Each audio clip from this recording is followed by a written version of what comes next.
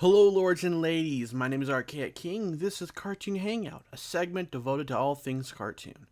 Today I've got another 2 reviews of the Adventure Time Stakes miniseries lined up for your viewing pleasure. First off, we've got episode 8, Vamps About, which picks up from where the previous episode left off. With Marceline cured of her vampirism, the Court of Vampires has returned. Now that's not their official name or anything, I'm just dubbing them that because it's Batman reference, and I have no idea what their group name is. Well, the vampires in this episode are mostly ones we've already met in the previous parts. We are introduced to 2 we hadn't seen, namely the Moon and the Empress, the former of which was shown in a comic book. To sidetrack slightly, the members of this vampire court are named after tarot cards, which is actually quite clever. Not much is actually done in this episode, but we do finally learn, although we probably suspected, that the Vampire King is the one who turned Marceline as a last-ditch effort to save his species. Wait!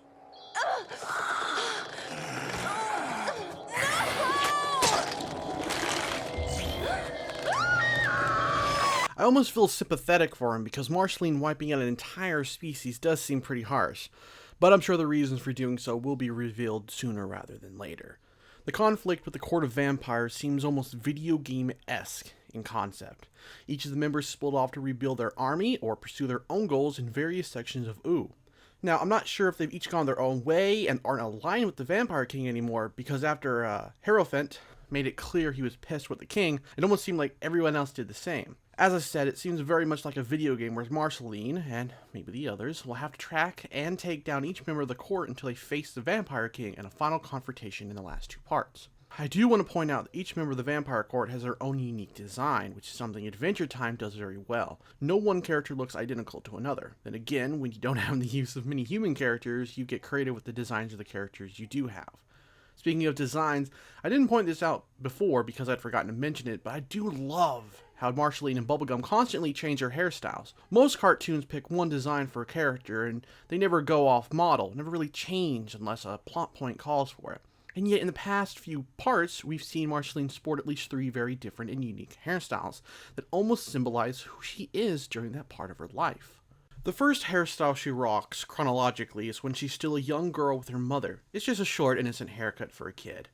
Next we see her with Simon, and she's got longer hair in pigtails. She's a bit older now, but the pigtails still denote an air of innocence despite the cruel world she now resides in. She's still being protected by Simon. This reminds me of the video game The Walking Dead from Telltale Games. In it, Clementine has long hair, but towards the end of Season 1, she gets it cut short so zombies can't grab it. She's grown up a bit, and the cutting of hair could symbolize that.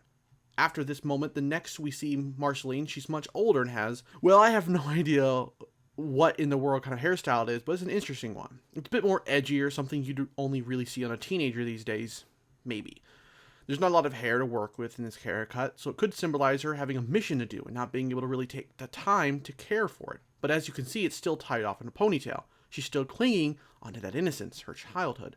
By the time she meets more human survivors, you can see that while part of her hair is shaved off, it is growing back. She's nearing the end of her mission, and maybe this could show that she has some hope left in her, especially since she finally makes some new friends. Flash forward some more, and now her hair has grown back, and look at that. Her pigtails are back as well. The only vampires left are the Vampire King and some of his remaining minions. The mission is almost done, and she's thinking about what she's going to do next. Despite her friends getting ready to leave, she probably feels like she can either convince them to stay, or she can leave with them. And in present day, she's got a short bob cut, similar to what she wore at one point as a kid. At this point in her life, the haircut probably symbolizes that she's ready to grow up and is tired of being an immortal. She even says it in the first episode of the miniseries, how she got turned when she was young and how she's finally ready to grow up. In fact, the voice actress of Marceline even confirmed about a year ago that she believed Marceline has a Peter Pan complex. She never wanted to grow up, and she hung around kids, but when they even had a hint of growing up, she would ditch them. I just spent a long time talking about hair, which might make you think I'm talking out of my butt. However, a person's hair can tell you a lot about them as a person.